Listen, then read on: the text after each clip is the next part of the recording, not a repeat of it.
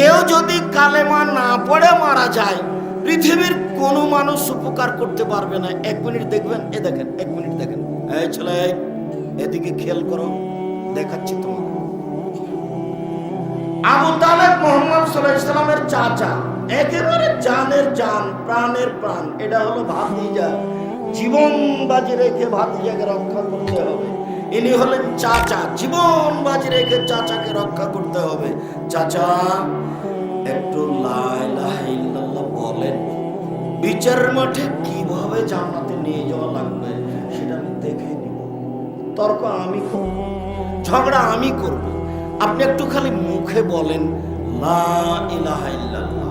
আবু জাহাল এরা পাশে বসেছিল।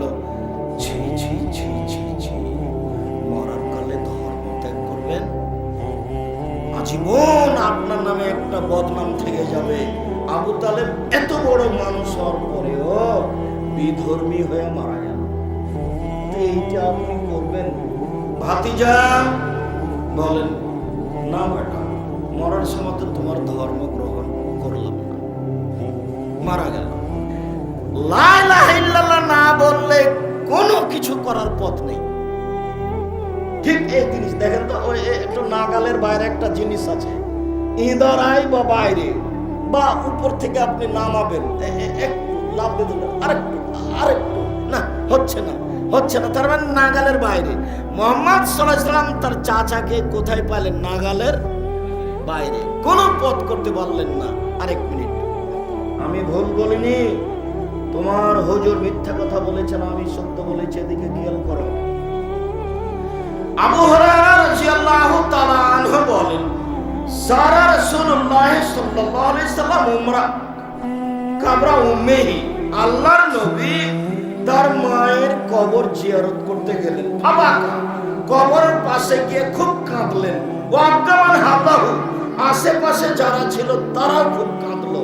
তারপর আল্লাহ রাসূল নিজে বলছেন, পৃথিবীর মানুষ শুনে রেখো, ইন্নী ইস্তাযানতু রাব্বি আন আস্তাগফিরা লিউম্মি, আমি আমার প্রতিপালকের কাছে অনুমতি চাইলাম, আল্লাহ আমার মায়ের ক্ষমার জন্য একটু অনুমতি দেন না, আমাকে একটু অনুমতি দেন, আমার মায়ের ব্যাপারে আপনাকে বলি, মাফ করে দেন, এই কথাটা বলি, একটু মাফ করে দেন আমার মাকে, এই কথাটা বলি, এইটা বলার অনুমতি দেন।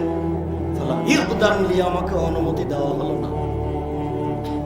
ক্ষমা হবে কিনা পরে, ক্ষমা চাওয়ার অনুমতি চেয়েছিলেন পৃথিবীর সবচেয়ে দামি মানুষ। এত বড় দামি মানুষ আল্লাহ পৃথিবীতে কাউকে সৃষ্টি করবেন। বিচারের মাঠে যা বলবেন তাই হবে। জান্নাতের গেটে বড় অক্ষরে লেখা আছে, যিনি সর্বপ্রথমে জান্নাতে প্রবেশ করবেন তিনি হলেন মুহাম্মদ সাল্লাল্লাহু আলাইহি ওয়াসাল্লাম। খালি একটু বললেন যে আমার মায়ের ক্ষমার ব্যাপারে একটু অনুমতি দেন না, ক্ষমা চাওয়ার অনুমতি, ক্ষমা করেন এই কথা নয়। না, আমি মনে হয় বুঝাতে পারিনি। ক্ষমা চাওয়ার অনুমতি, ক্ষমা হবে কিনা সেটা পরের কথা। ক্ষমা চাওয়ার অনুমতি চাইলেন, ফালাম ইউদানলি, আমাকে অনুমতি দেওয়া হলো না।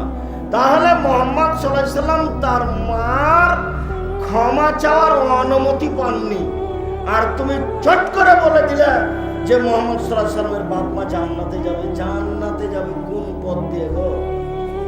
লা ইলাহা তো নাই। চাচা তো তার চেয়ে অনেক দামি, অনেক উপকারী।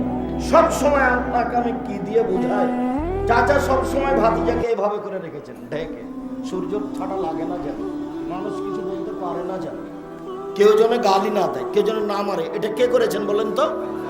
আবু তালেব চাচা। জাতির সবার কাছ থেকে ঢেকে রাখার চেষ্টা করেছেন, শেষ পর্যন্ত ভাতিজা চাচাকে রক্ষা করতে পারলেন না।